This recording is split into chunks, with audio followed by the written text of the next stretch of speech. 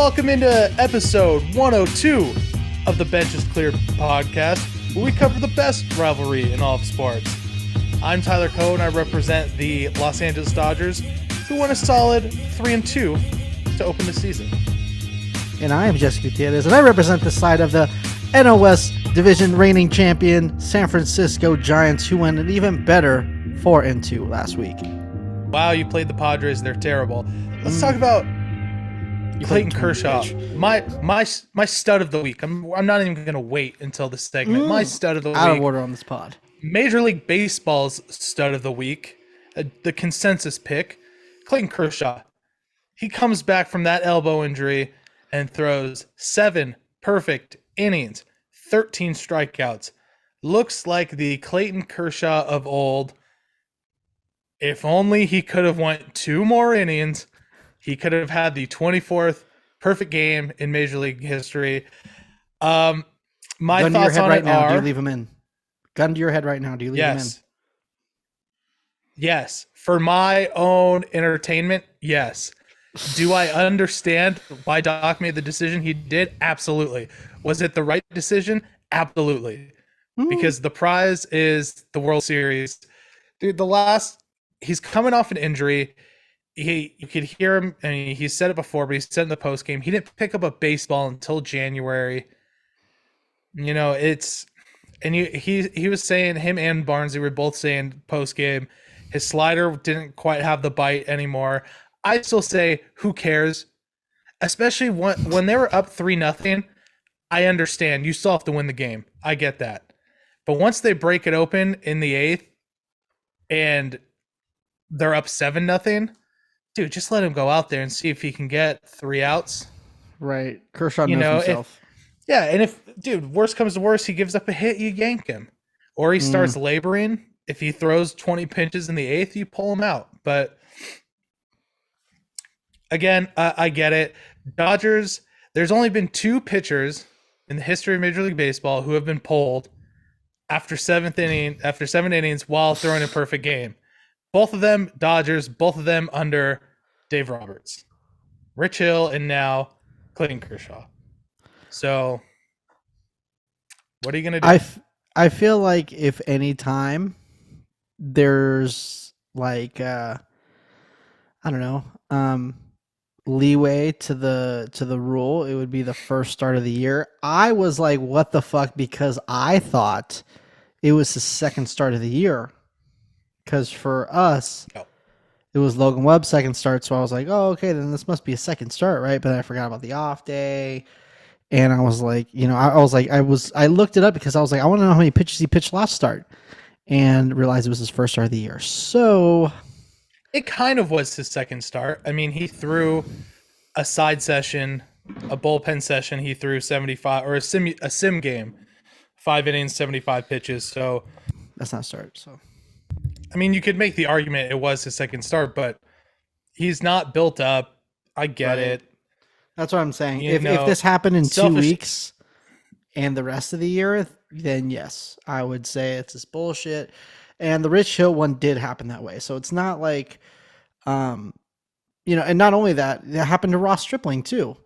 Well, that was a no-hitter. That was right. Rich Hill's was a perfect game. But yeah, I mean, the thing about it too is I was really thinking about it today. I was thinking about the strip game. I mean, dude, that's as of now, that's the best game he's ever pitched.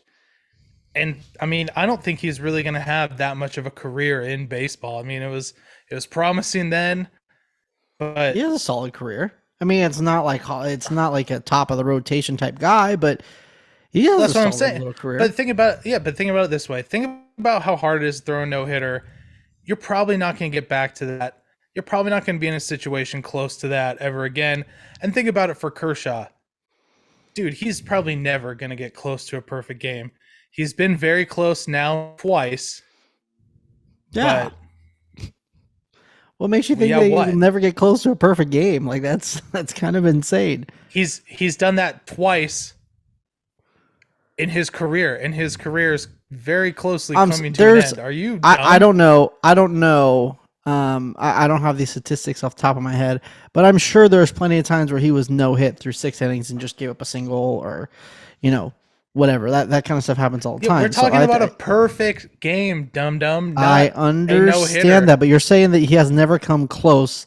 Like, To a perfect game. Yes, he's never come this close. actually, technically, he did have a perfect game. The only notch on his no hitter was a Hanley Ramirez Was error. hand rams. So I don't know.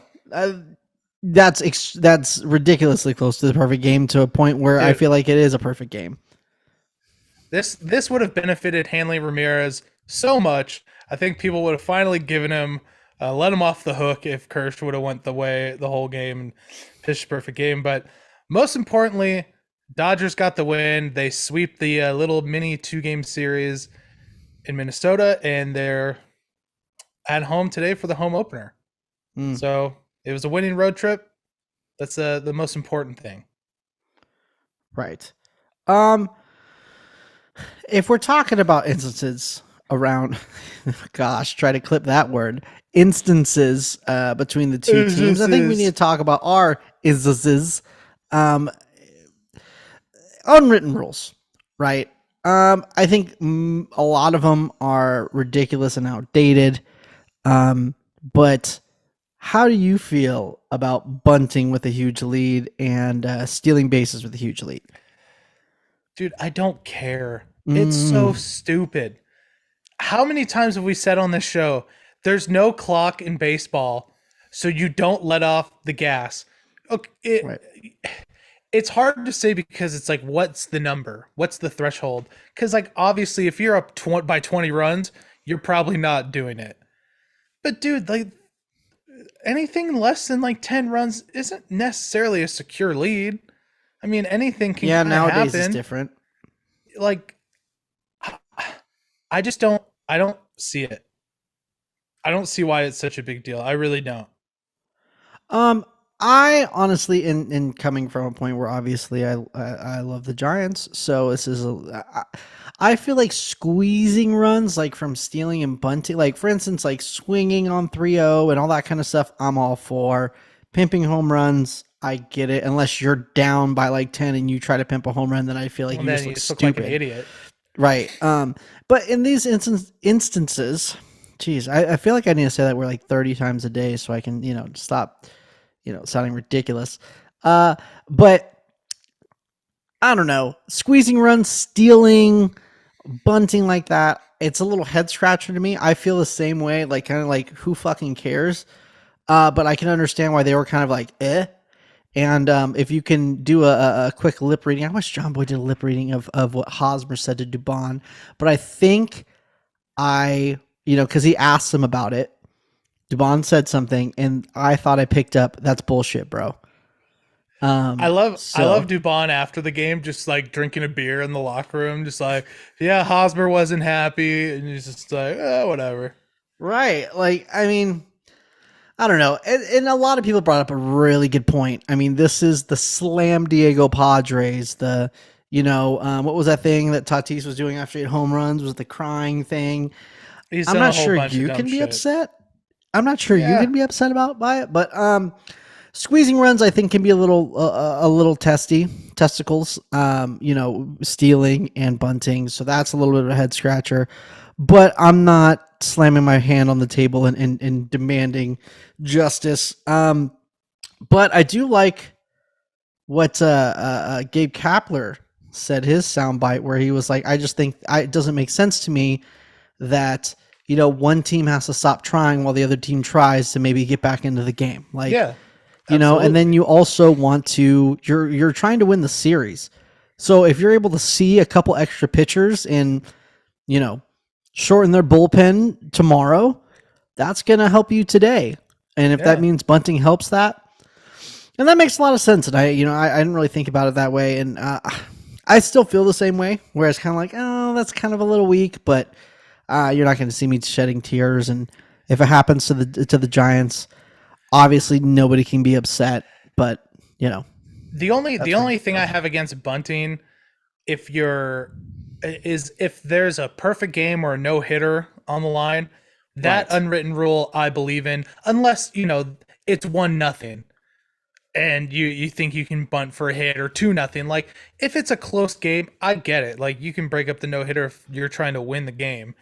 But so I think there are levels to it. But the other thing, like you said, it's a Slam Diego Padres, and I think the difference is it's a whole new culture, I suppose, in San Diego. Bob Melvin's the manager now. Schilte's over on third base. So, things may be different. Maybe they're telling Fernando not to swing 3-0 when they're up 8 runs in Texas. Maybe Right.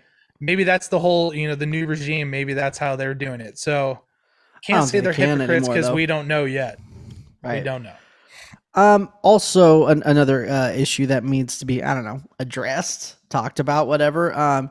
After the Duggar steal, hottest dude in baseball, Schilt went over to the Giants dugout and was saying that, hey, you need to get this motherfucker under control. Talking about Anton Richardson, there was an issue with Anton Richardson took offense to it and was saying, like, I'm not, you can't say that to me, like, I'm not like a piece of property. There was racial undertones to it, and how it could be perceived.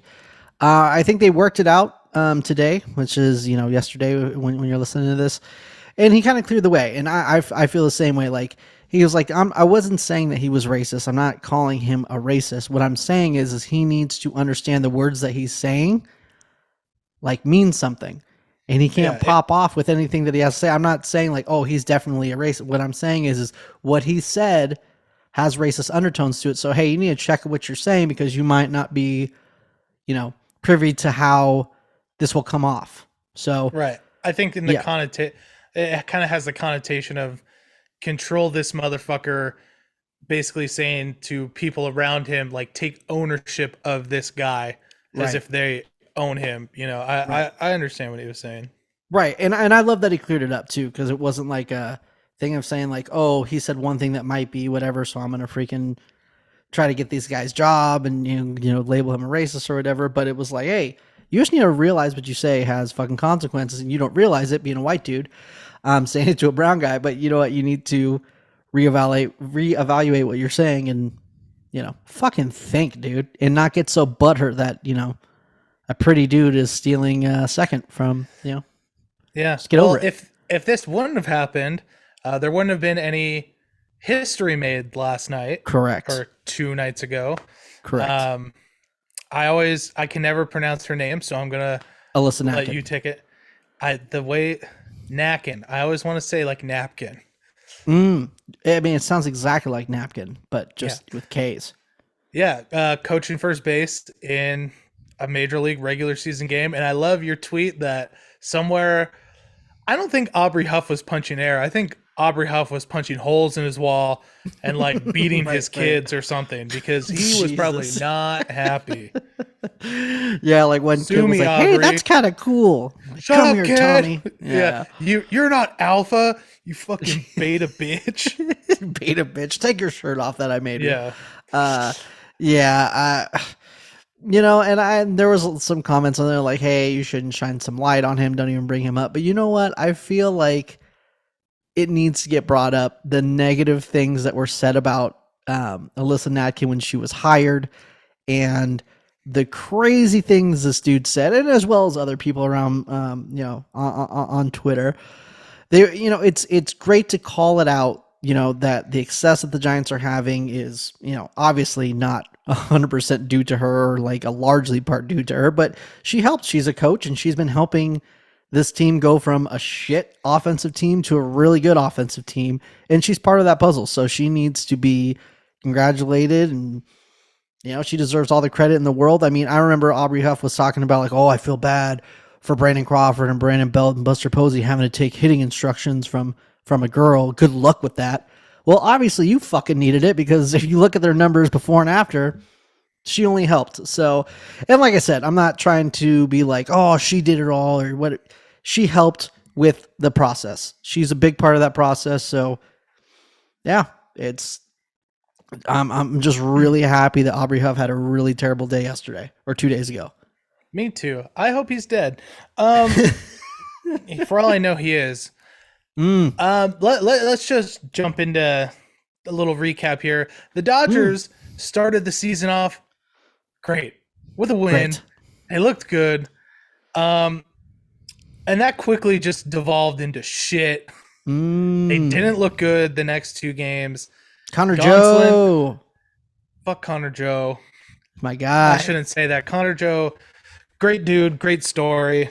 Beat cancer, pretty awesome.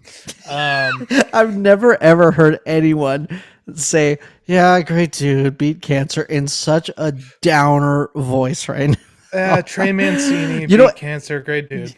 yeah, it's hilarious because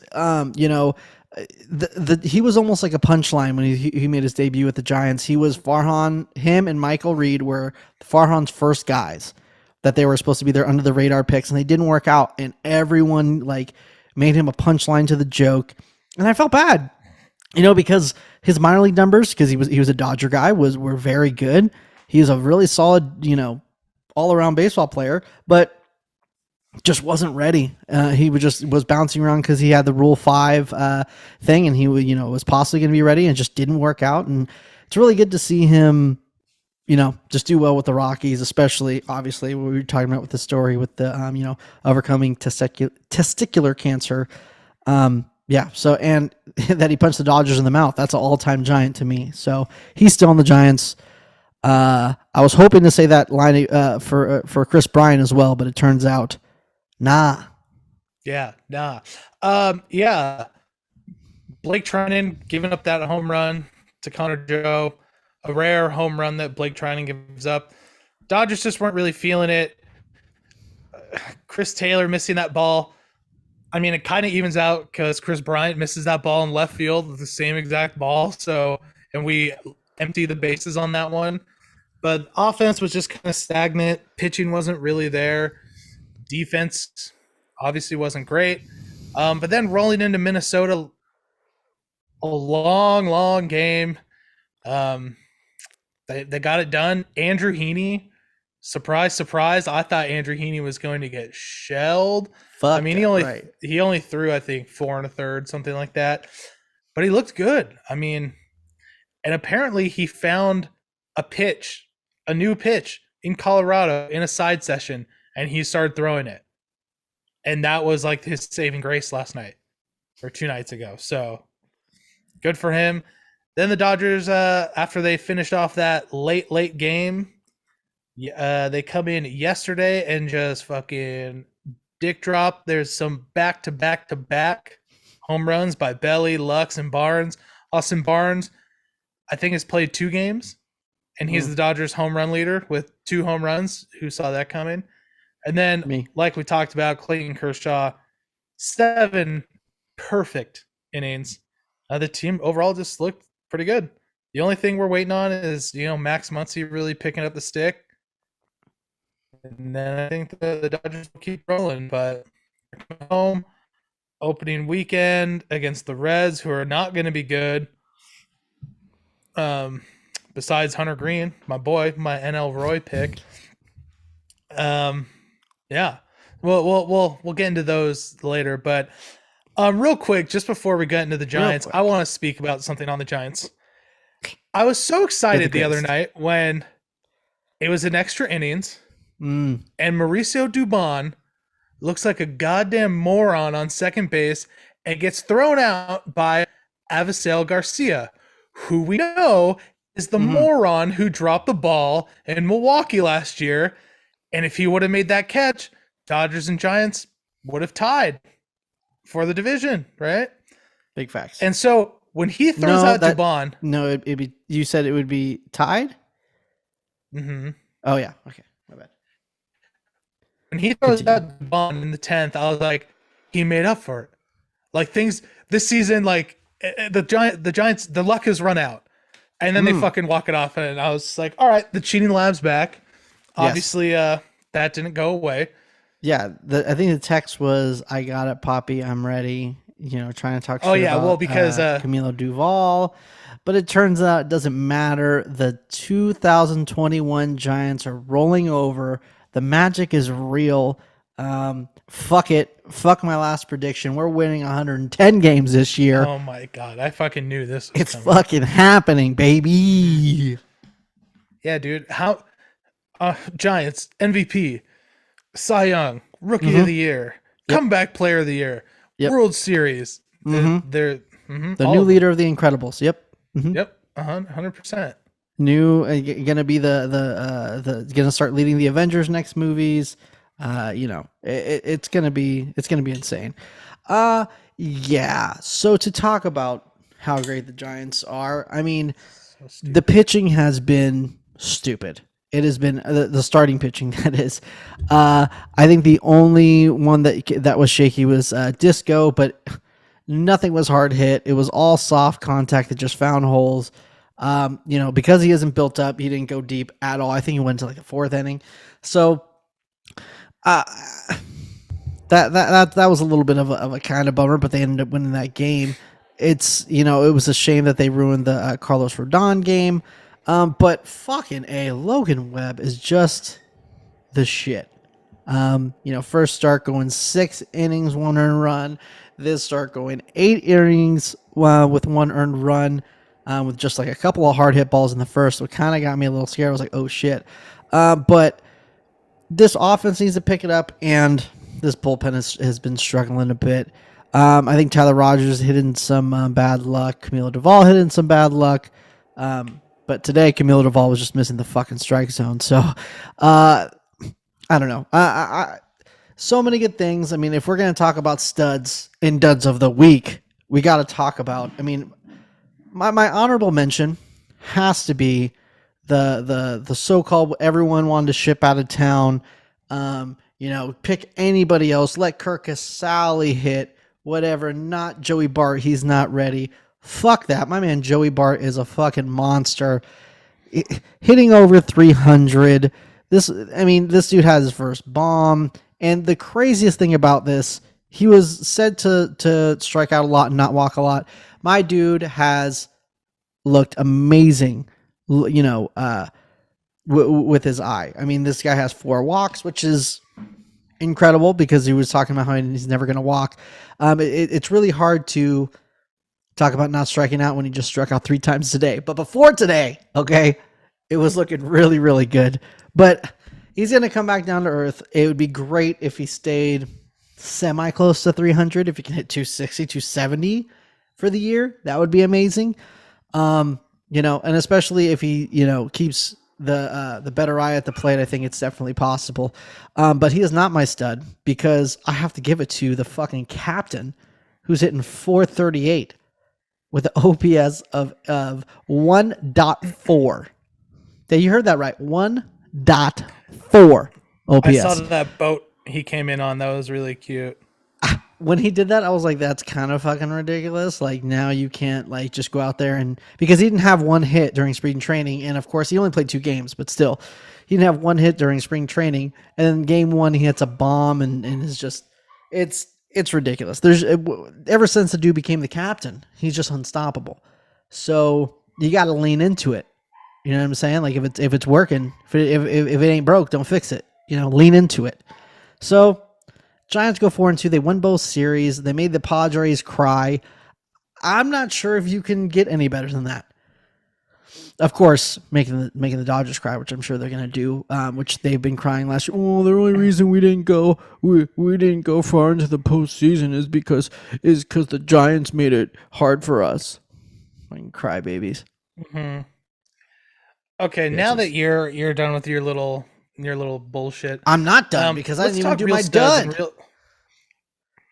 I just figured you were gonna pick the whole team as a dud because they're all shit. You sound stupid. Listen, I got this, Poppy. Oh no, I don't. Home run. Oh no. My man just had a save today. I don't care how ugly it is, it's still a save. So yeah. I gotta give my dud. I gotta do it, unfortunately, because the thing is I feel like when I'm trying to put to call it out, so we just get it over with. He gets hot, carries the team, and becomes a top 5 MVP candidate again, and that's my man Brandon Crawford. It's not looking hot. I can tell you that. Dude's hitting 188. OPS plus a 39. So, he just looks lost out there, honestly. I think the last couple games he started hitting the ball pretty hard, but finding gloves. But man, first couple games the dude just looked fucking lost, and his timing was off. I think he needed more spring training games. Obviously, Belt didn't. So, and he had a couple misplays at shortstop too, which is very, very unlike him. So, Brandon Crawford, look for him to go from dud to stud next week. You heard it here first. Gonna hit 2 bombs next time we podcast. Boom. Doubt it. Now for my stud and dud of the week. Obviously, the stud. It's a fucking Gold Glove, bitch. Congratulations. Obviously, my stud's Clayton Kershaw. 7 perfect innings, 13 strikeouts. You know the drill. 1 game. Okay. Cool. Joey Bart's played like 5 games. He's hit 1 home run in 5 games. There's dude, 6. Well, actually, MVP wrapped up. There's dude. 6 games. So yes, he's played up. 5. He's played 5 games. I don't know how many more you'd want him to play. Yeah, I know because Kirk Casale played today. I know how to count. Well, and he DH today. Jackass. So. Dumb ass. Okay, fuck you. Fuck you. Anyways, I'm gonna give my stud to my boy, my favorite, Gavin Lux. Really? Who I've never been critical of ever. He's never done anything wrong of this podcast in his life. No, never been critical of him. So just like you were saying with Joey Bart or whoever the fuck you were talking about. Right, Rookie of the Year. Mm-hmm. Gavin Lux was looking great. He hadn't struck out until today. He struck out 3 times. But he's still batting .429. He's 6 for 17, 5 ribbies, 2 walks, and a dong today. I mean, a dong. And he's playing good defense too. He had that. Is he playing at second or is he that ball off the mound today that saved the perfect? He's playing at second. He's just looking good. He's looking good at the plate. He has a good eye at the plate. He's taking pitches. He's taking mature at bats, and I don't know. I mean, he's looking good. Maybe I've been wrong these past 3 years.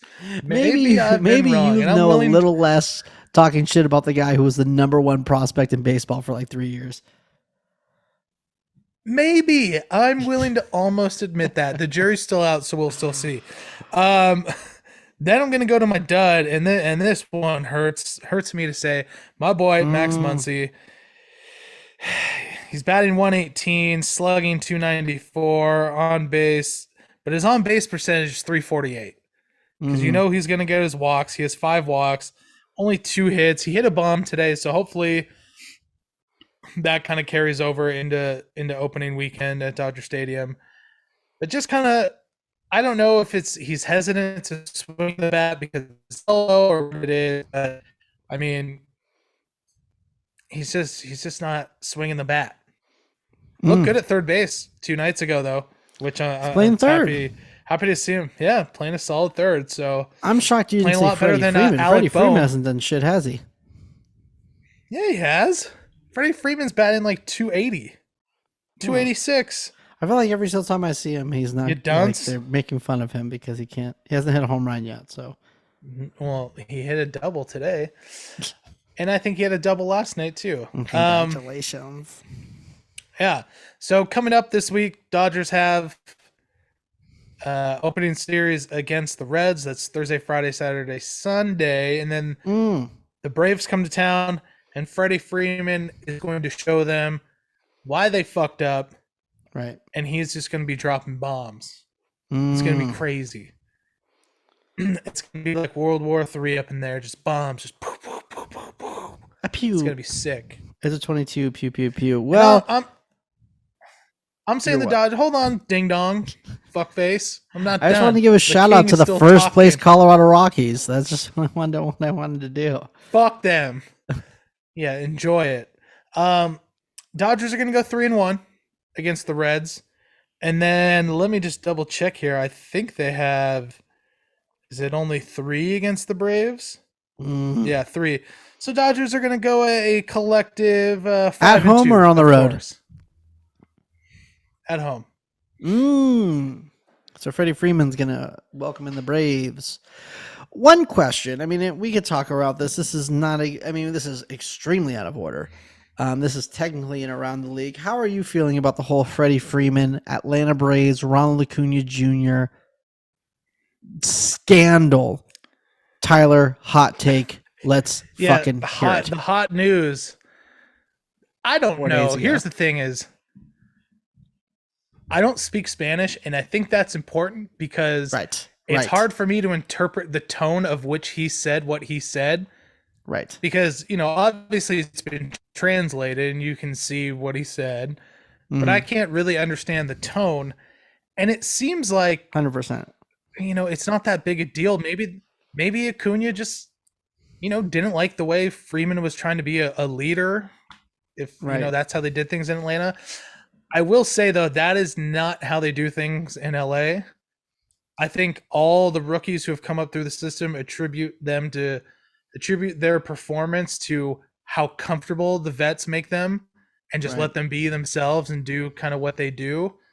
So, I could see how that's, Acuna would be rubbed the wrong way and he wouldn't miss Freddie Freeman. I don't think he necessarily hates the guy. Right. But yeah, I wouldn't like Freddie Freeman either if he comes in like, hey, don't wear your hat like that. Take the eye black off your fucking face. Yeah, and then wipes it off for him. Put your hands on my fucking face. Like, fuck you, dude. Yeah, it'd be like, hey, listen, we're on the same team. We have the same goal here. If this is what I do, this is what I do. Right. I get it. So I get what you're saying. Yeah. Hold on, real quick before suck it, and then real quick after that, then you can go. No, that's all you know. He said, "No, I won't suck it." Go ahead. No, that was it. I just wanted to say real quick, suck it. That's all I really wanted to say. Oh, okay. Okay. What big surprise this season thus far? One for your team, one around the league. Biggest surprise, I think we already talked about it, and I would like to go something a little different, but it's just such a big surprise on how comfortable Joey Bart looks, in the batter's box and looking how he belongs, behind. He had a little bit of problems with the new fucking what are we calling it? Pitch calm or whatever. I think that's what they're calling it.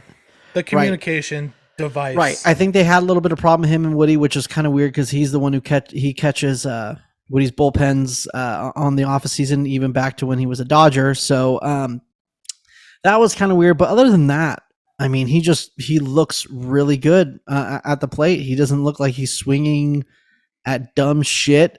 He's even one of his strikeouts today. It was like a close pitch that was called in, and it's a pitch that you wouldn't want to swing at anyways. That you would hopefully just try to foul off. So I am just shocked on how good he looks. In the batter's box. But if I'm looking at a disappointment, I'm gonna have to go disappoint in my lefties right now. And say that I'm really disappointed in my man Yaz, who looks like he might be starting to get it. He had a pretty good game 2 days ago, and Brandon Crawford. So this offense needs to be picked up. Obviously the bullpen too, but I'm gonna concentrate on the offense. Offense needs to score some fucking runs. I don't know. Do you feel like the ball is deadened? Is it just me? See, this is the thing, and I don't know if we touched on it, is what kind of ball are we going to get? Right. It seems like it's not the juiced ones. No. Because in Colorado, in the Dodgers opening series, there was one home run by Austin Barnes, although it did travel like 450 feet or something ridiculous. Right. He crushed it, but I don't know. I think we'll see, as I think a shortened spring training has something to do with it too, but we'll kind of see as the year goes on. That could be true. That could be just a thing of just timing not being right, but there's just a lot of bat drops to where you think like, oh shit, these guys know that it's gone, and it's not gone. It's at the warning track. So I'm like, oh, like a lot of Darren Ruff hits where he's like, oh, like, where they do the, not a bat flip, but kind of like, oh fuck yeah, I got that thing, and it's just a fly out. Like, Maybe it's 18. I mean, he got Oracle with a thick air. I don't know, but we'll find out. Well, obviously you didn't listen to my fucking question because you didn't answer it. It's a disappointment. I said biggest surprise, so you lost your chance, and I said around the league and for your team. So I'm just going to go ahead and answer. Go for it. Biggest surprise around the league is one, Stephen Kwan of the Cleveland Guardians. Dude, you've never heard of until a week ago. Right. Let's just run through the numbers. First, his streak did end today. 116 pitches without missing, without a swing and miss, which is crazy. Right. He is currently batting .526. 5 ribbies, an OPS of 1392. He has 10 hits, so he's 10 for 19, 8 walks.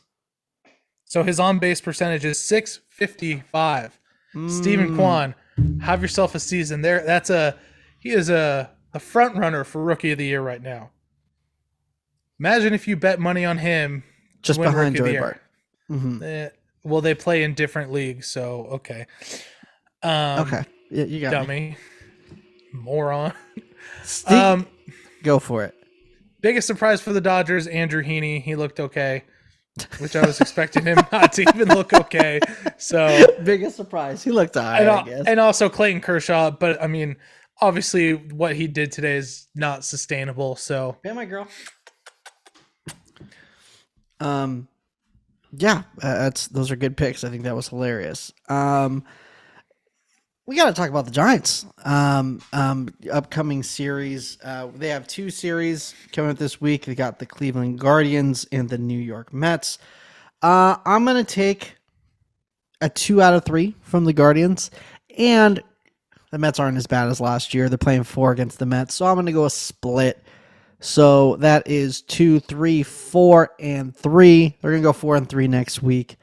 It's going to be great, though. Stephen Kwan's going to hit fucking 6 bombs. He's going to be batting 800 for the series. I'm sure he was facing really shitty pitching. He hasn't seen fucking Carlos Rodon. He hasn't seen Logan Webb. Well, they're not going to see Logan Webb. Logan Webb just pitched today, so he's going to pitch against the Mets. So, and then you haven't seen a fucking 96 mile per hour fucking Alex Cobb, bitch. So they're going to see him too. So should be great. Actually, they're not going to see him. It's going to be Rodon. It's going to be Alex Wood and Anthony DeScalfani. So, see, it's the biggest rival of this podcast. It's not you and me. It's not Dodgers Giants. It's Jesse and Math. That is by far not Jesse the biggest and Math. rival. Jesse and just speaking. Yeah, speaking literally. Yeah. Makes sense. Yeah, I get it. Yeah, that's where I'm going. 4 and 3. Joey Bart's still going to be the fucking man. I'm bummed that Heliot. Oh yeah, we didn't even talk about fucking Heliot Ramos looking like a fucking just linebacker, being a fucking man. I wish the dude would have stayed up. I get why he went back down. They already sent him down. They're not seeing any lefties, and it was the plan. Like, hey, we were just going to use you for a week while we had some guys on paternity leave. Brebbia had a baby. Rogers had a baby. Not themselves, obviously, but their wives had babies. And thank you for explaining. I appreciate you. You're welcome. They are back. So it was just, get your feet wet, get your toes a little wet, and they were there, and he looked good. And I don't know. I just wish I could have been like, oh man, they should have sent down Luke Williams or just somebody else, but you can't. Luke Williams hit a big fucking double. Like he's killing it right now. So I would say maybe Duggar, but his defense and center is just so valuable to have, like, in the 9th inning when, you're with a 1-run lead. So that elite defense is going to keep him up, even though he has an option, and it's going to be over Heliot Ramos, unfortunately. And just to clear my name, I was confusing Ramos and Luciano last week. That's why I kept talking about single A. So everyone who is jumping down my throat about that, go fuck yourself. It was a simple mistake. We all make mistakes. Yeah. I don't make any. So I don't think I've ever been on record saying any mistakes. Testicles. Anyways, yes, I get it. I don't forgive you, but it's okay. Yeah. Baseball is back. We're going to be doing this every week. We're going to be squeezing in episodes twice a week sometimes if, our life permits. But as always, this episode was brought to you by Renovation Candle Company, where spring candles are available now. Go get yourself some spring candles. Use code 30spring for 30% off your entire order. Renovation Candles. Use code 30springs. It's not springs on a mattress. Save some money. It's incredible that you can sing, but you can hardly speak. I have a voice of an angel. I hear that all the time. Thank you very much. Yes, I will be on next season of American Idol, whether they have it or not. Thank you guys so much for listening. Make sure to follow us on all the socials. Instagram, Benches Clear Podcast, Twitter, Benches Clear P, and TikTok, Benches Cleared. Subscribe to us on your favorite podcasting platform, as well as YouTube, baby. Help us grow. Write us a review on Apple Podcasts. Thank you so much for listening. We'll see you next week when the Giants will be in first place. Oh, doubt it. Fucking Dodgers are going to be in first place and never give it up. See you next week. The Dodgers Go fuck yourself, San Diego. I talk less. Shut up.